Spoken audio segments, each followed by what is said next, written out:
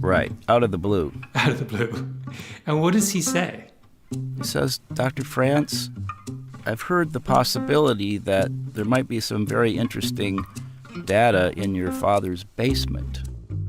I'm talking to Robert France, a cardiologist at the Mayo Clinic in Rochester, Minnesota, about a phone call he got not long ago from a man named Chris Ramsden. He had a question for Robert France about his father.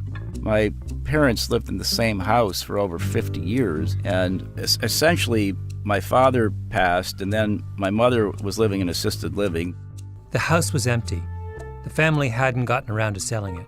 So we just sort of left it. Nobody was necessarily living in it, but it was there. And so when Chris said there might be something in the basement of interest... I feel like every great Midwestern detective story begins with the line, "There might be something in the basement of interest."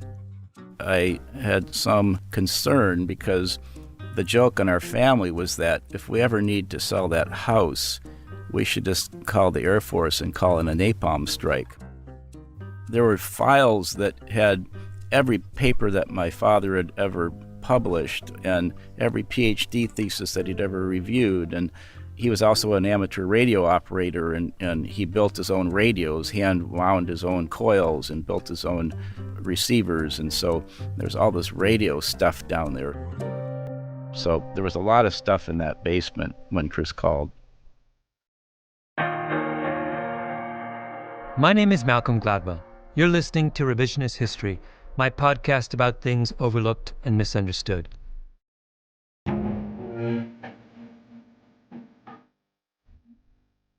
This episode is the final episode of the season, Season 2.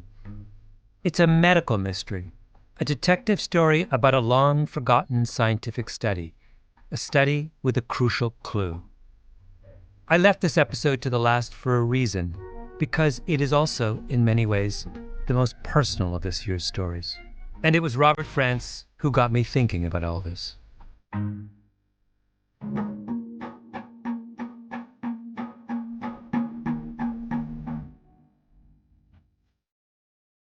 I didn't meet Robert France in person. I was just calling him to clarify a few questions from another story I was working on. The previous episode, in fact. The one about French fries. It wasn't worth flying all the way to Minnesota for this one interview, I thought. I was at my parents' home in Canada and preoccupied. I actually conducted the interview with France in my rental car, on my cell phone, with my little tape recorder on the dashboard, with someone in Minnesota recording Robert France's end of the conversation. But now I wish I'd met him face to face, because I found what he had to say about the obligation of a son to his father to be unexpectedly beautiful. How hard was it for you to find what he was looking for? Well, their home is about 90 miles from where I live down here in Rochester at the Mayo Clinic. And so what I did is I would drive up there after work and spend a couple hours in the evening looking around and going through files. And I did that 3 or 4 times before I actually found the files that were of interest. And on that 3rd or 4th time, I really came to truly one of the back corners of the basement, and there was a moldering old cardboard box there that I opened up, and I just immediately thought to myself, Eureka, I have found it.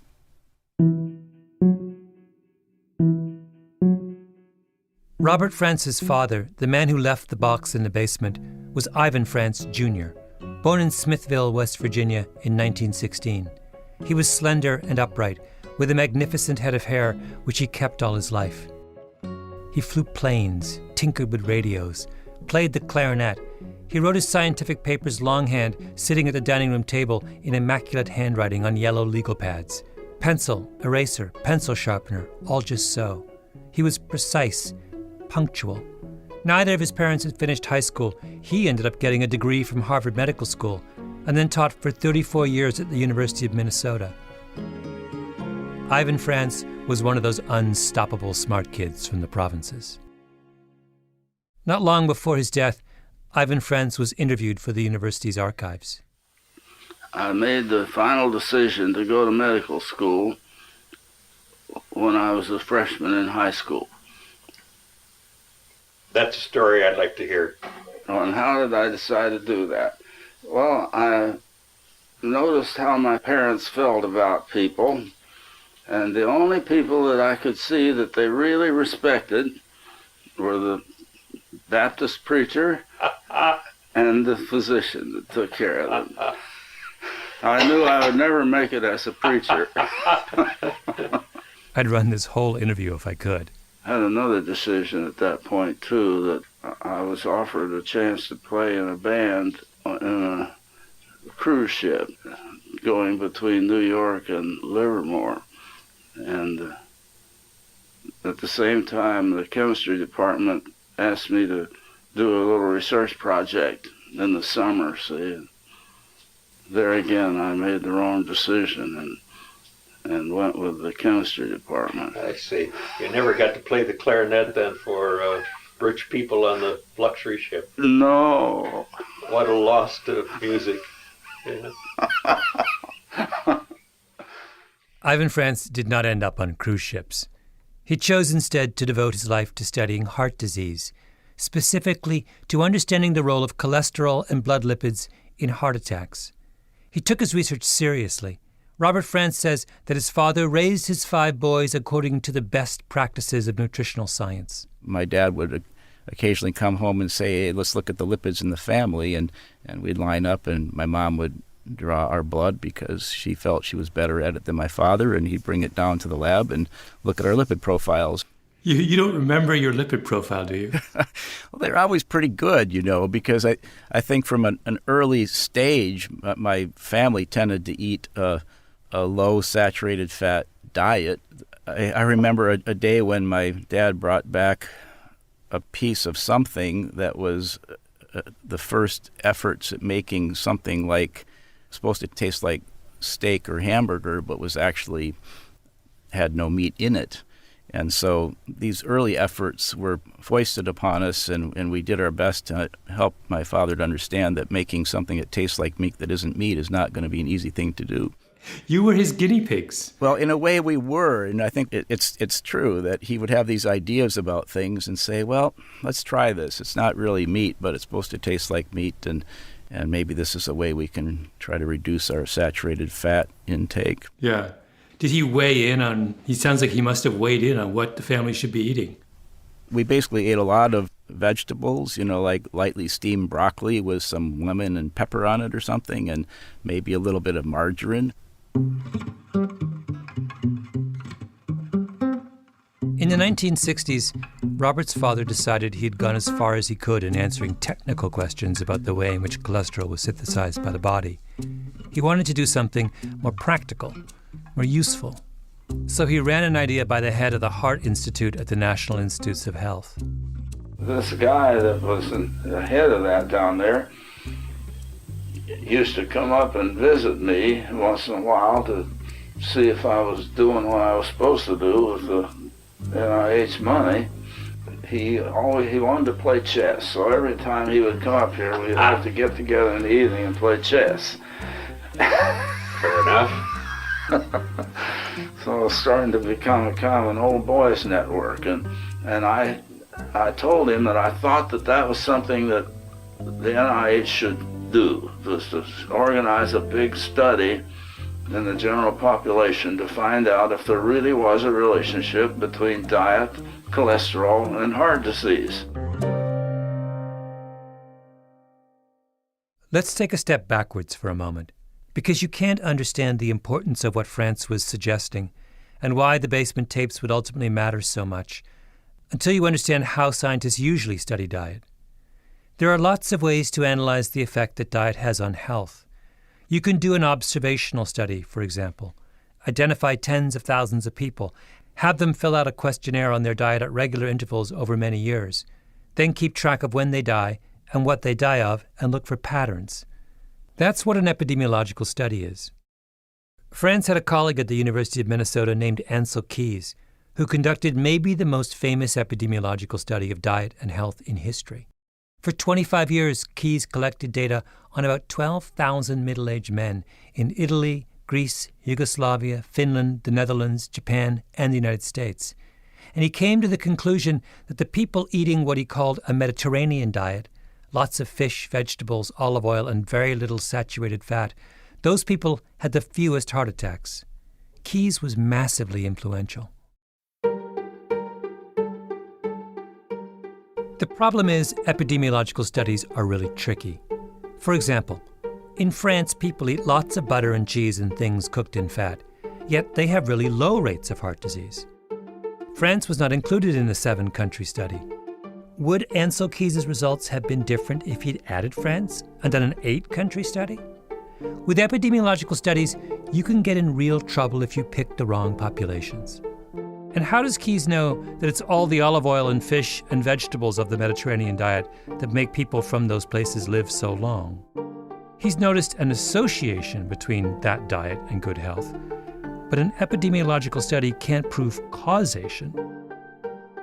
Many years later, another researcher went back and reanalyzed Keyes' data and showed that people's consumption of sugar was a much better predictor of their health than their consumption of saturated fat.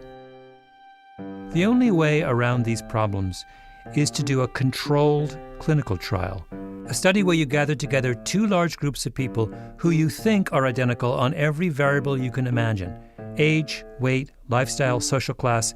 Have one group eat their normal diet and have the other eat something you think is way healthier, and then follow them for years and see what happens. That's what Ivan France suggests to his friend from the National Institutes of Health. And he said, well, that's very interesting because I had a similar message from a couple of other people. Maybe we'll just do that. The result was the National Diet Heart Study, a massive undertaking starting in the early 1960s. 100,000 people: Baltimore, Boston, Chicago, Oakland, and, eventually, Minnesota. France faced a challenge, though. Even clinical trials are not perfect. Because how can you be sure that the group chosen to eat the normal diet doesn't start to eat healthier on their own over time? Or that the people chosen to eat healthy keep to their diet? How do you know they aren't sneaking big slices of chocolate cake every night? So, alone among the participants in the National Diet Heart Study, Ivan France goes one step further, because he's Mr. Meticulous. He says, for my portion of the study in Minnesota, I'm going to use people who are living in an institution, so I know exactly what they're eating. Well, what I finally decided on was the school for people with low IQs, the Down Faribault. Oh, yes. Mm-hmm. So everybody else wanted to do it in the open population. And I said, well, you get a lot better control if you do it in the closed population. And so what they finally did was to let me do it the way I wanted to, and the other 5 people do it in the open population. The patients in France's study would go for their meals in the cafeteria and get one of 2 trays. They'd look completely identical, so nobody knew what side of the experiment they were on. The term researchers use for that is double-blind. But one tray was food cooked with vegetable oil and everything low-fat. The other had everything cooked in saturated fat. One side got butter, one side got margarine, and even that little detail France made perfect. At that time, there was a law in Minnesota that margarine had to be cut in triangles. I remember that. Do you remember that? Sure. So it wouldn't look as good as good old butter. That was a big problem for me in my institutional study, because that would have wrecked my double blind. Aha. And so what do you think I did about that? Yeah. You're a bright fellow. What did you do? I got a new law passed in the legislature. Let me cut my margarine in squares. Like I said, Mr. Meticulous. This was a beautifully organized study. There was lots of money and no holes were barred to try to do a good job. The Minnesota portion of the heart study took years to set up. It involved 6 different mental hospitals around Minnesota and 1 nursing home for a total of more than 9,000 research subjects. It ran for 5 years, from 1968 to 1973, with a long follow-up period. To this day, it stands as one of the most rigorous diet trials ever conducted. The different state hospitals where this project was conducted were scattered around Minnesota. And so my father he actually had a small airplane. It was a private pilot and would just puddle jump around from one little place to another, troubleshooting these issues. It consumed his life, and he sort of rarely took vacation and was always working on something, and it was just that what he wanted to do, really. So what does the Minnesota study show? Well, that was the problem. The patients on the vegetable oil diet did end up with lower cholesterol than the people who ate food cooked with animal fats. That part worked according to expectation. But the vegetable oil people didn't live longer, which made no sense. They were eating the kind of diet everyone believed should help you live longer. Ivan Frantz brought in a graduate student named Steve Broste to help crunch the data. Broste remembers everyone just being baffled. And they were hoping that with some new statistical techniques that had just come out, that they might be able to either understand why the results came out the way they did, or perhaps after some adjustments for various explanatory factors that maybe the results would change. The results didn't change. When Broste talked to Ivan Frantz, Frantz just shook his head. I remember him just expressing his bewilderment at how this could possibly have happened. Broste wrote up his results for his master's thesis, but he never published it. In 1989, 15 years after the Minnesota experiment ended, Ivan Frantz finally published his results. But the paper was vague and didn't really go into detail, as if after thinking it over for 15 years, he still couldn't make sense of what happened.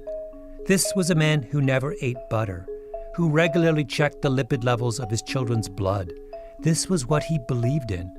To test that belief, he spent years and millions of dollars designing the perfect clinical trial. Perfect. One step beyond everyone else in the National Diet Heart Study. And after all that, the results were equivocal. He put a box full of all of his old data in his basement because he didn't believe in throwing anything out. He retired. He died in 2009. And his study was all but forgotten for a quarter century. Until Ivan Frantz's son, Robert, got a call out of the blue from Christopher Ramsden. It's pretty fun to try and track down missing data, so one clue led to another. Christopher Ramsden is a researcher at the National Institutes of Health. For 7 years, he served as a lieutenant commander in the commissioned corps of the U.S. Public Health Service. He comes to the field of diet research from a different perspective than the majority of his peers. People like Ivan Frantz or Ansel Keys were interested in the effects of saturated fats. If you eat lots of butter, what happens to you? Ramsden is interested in the effects of the thing we are replacing butter with: vegetable oils, corn oil, sunflower oil, grapeseed oil, canola oil, margarine. These are polyunsaturated fats, and they're all rich in something called linoleic acid. So for perspective, if you were to eat corn, corn is about 1% of it by weight is fat. Whereas if you eat corn oil, it's 100% fat, and about 55 to 60% of that is one compound, linoleic acid. So I kind of view things like corn oil as kind of a cross between a food and a dietary supplement. Human beings need at least some linoleic acid for nutritional purposes. But in our attempt to keep our hearts healthier, we've essentially started to put vegetable oils in everything. Ramsden estimates that up until 100 years ago, human beings would have gotten roughly 2 to 3% of their calories from linoleic acid. Now we're eating 3, 4, even 5 times that much. And the thing about linoleic acid is, it's not benign. It builds up in certain tissues. It may play a role in inflammation.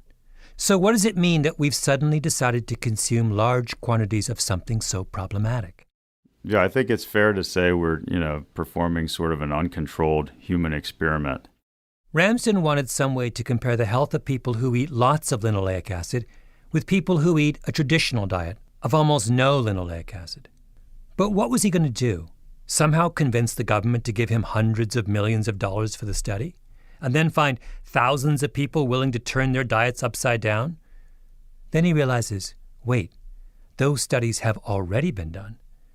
In all of the mountains of data collected half a century ago in the name of studying cholesterol, there should be an answer to the linoleic acid question. Ramsden first comes across something called the Sydney Diet Heart Study, the Australian counterpart to the big heart studies that were going on in the United States at the same time. He needs the raw data, but the study's main authors are long dead. One of the research assistants on the project, though, is still alive. Ramsden tracks him down. I think you know what happens next.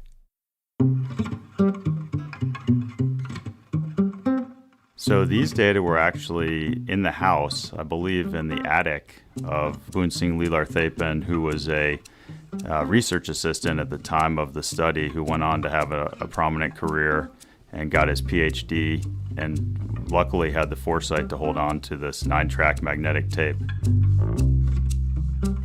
The attic tapes are exactly what Ramsden is looking for.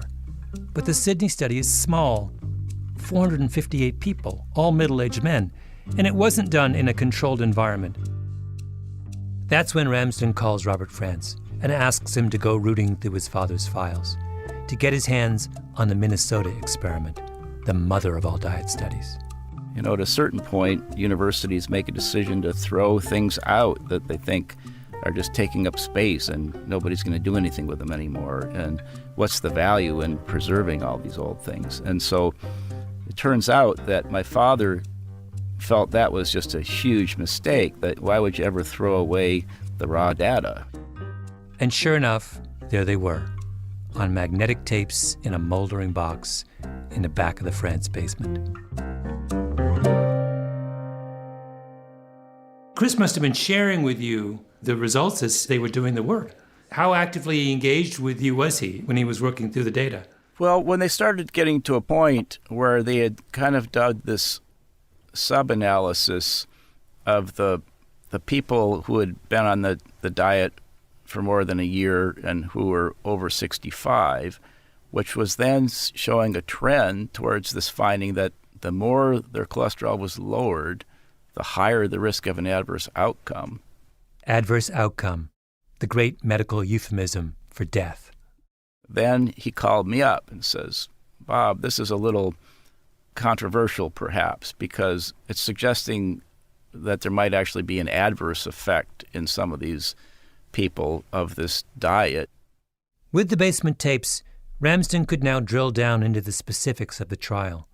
And what he found was that people over 65, the most vulnerable people in the experiment, were dying faster if they ate a so-called healthy diet.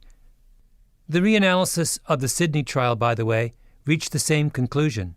Vegetable oil lowers your cholesterol, which is of course a good thing, but now Ramsden had 2 bits of evidence showing that all that extra linoleic acid seemed to be doing something else, something that more than canceled out all the other benefits of vegetable oil. If you listened to the previous episode of Revisionist History, you heard me complaining about how McDonald's ruined French fries. They used to cook them in animal fat, and they were divine. But then, in 1990, they switched to frying them in vegetable oils, and that's why they now taste like cardboard. We had to give up on one of the most delicious foods ever because we were told it was better for us, healthier. Saturated fats were bad. Look in your kitchen. Look at how much vegetable oil you have in your cupboard. Your ancestors did not have big bottles of corn oil lying around. But now Ramsden comes along and says, wait a minute, the basement tape suggests that stuff is not so healthy after all. Linoleic acid might be a real problem. Let me just read to you from the conclusion of Ramsden's research article on the Minnesota study. It's in the British Medical Journal. And remember that this is a super cautious scientist speaking, in the final paragraphs of a peer-reviewed research paper that was probably rewritten and rewritten 10 times to tone it down as much as possible. It concludes, available evidence from randomized controlled trials shows that replacement of saturated fat with linoleic acid effectively lowers serum cholesterol, but does not support the hypothesis that this translates to a lower risk of death from coronary heart disease or all causes. He's saying there's no good evidence that reducing saturated fat makes you live longer. The best clinical trials we have reach the opposite conclusion. That's why Ramsden calls up Ivan France's son before he publishes his findings. He has to. So he said, how do you feel about that? This could be a little bit sensitive for you because this is your father's life work, and maybe in some situations it didn't actually have a neutral effect. Perhaps it wasn't even good for people. It's not a trivial issue for either man, is it? Ramsden is challenging 50 years of medical orthodoxy, and he'd enlisted the son of the very man who helped create that orthodoxy. Ramsden tells Robert Frantz, "I am about to call into question your father's life's work, to show that something he believed in his whole career perhaps wasn't that good for people. How do you feel about that?" Which means, have I made you complicit in the betrayal of your own father? And what does Frantz say? This is the heart of it. Frantz says, no, I'm not betraying my father. If my father were alive, he would have done the same thing, rummaged through his basement and given you the same computer tapes. I think my father would be very pleased because that's science, right? You have a hypothesis, you try to test it, maybe it's dogma breaking, maybe it's not, and if things go a different direction, then you've got to try to explain that. My father was a humble man, he would not be quick to take a lot of credit for things. Ivan Frantz had a set of beliefs, opinions. He thought you lived longer if you lowered your cholesterol. He thought that a healthy diet was one rich in vegetable oils and low in saturated fats. He believed in margarine and not butter. Those were the beliefs that drove his research agenda.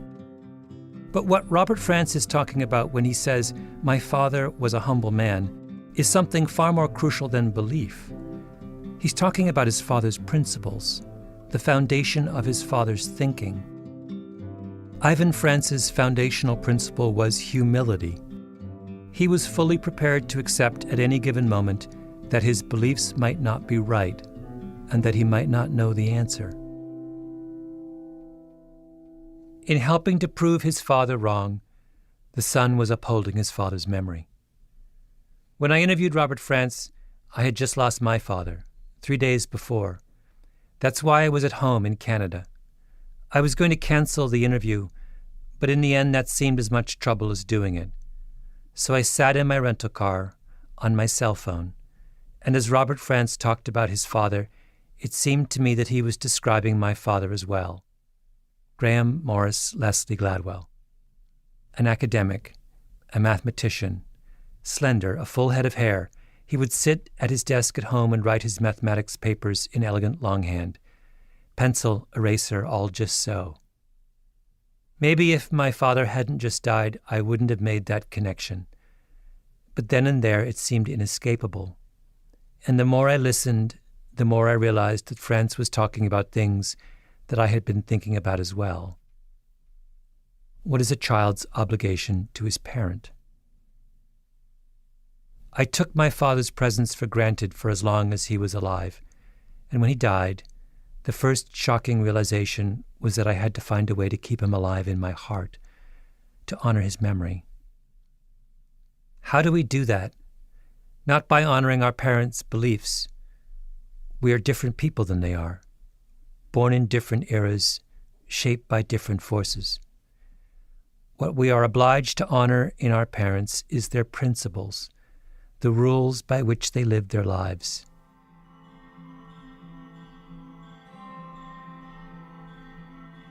That's what I found so beautiful in Robert Frantz's act. The busy professional, a doctor at one of the most prestigious medical centers in the world, drove 90 miles each way 4 times to spend hours alone in a cluttered basement looking for a box of tapes that would end up proving that his father was wrong. And why did he do it? Because he understood that in pushing the science forward, in defiance of ego and preconception, he was upholding the principles by which his father had lived. There is something impossibly beautiful about that act. In my grief, it has given me solace.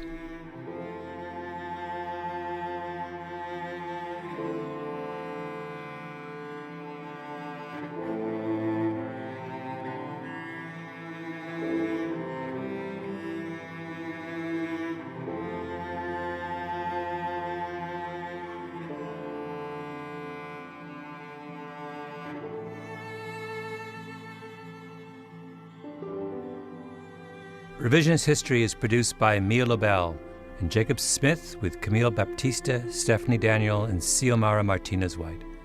Our editor is Julia Barton. Flawn Williams is our engineer. Original music by Luis Guerra. Special thanks to Andy Bowers and Jacob Weisberg at Panoply. I'm Malcolm Gladwell.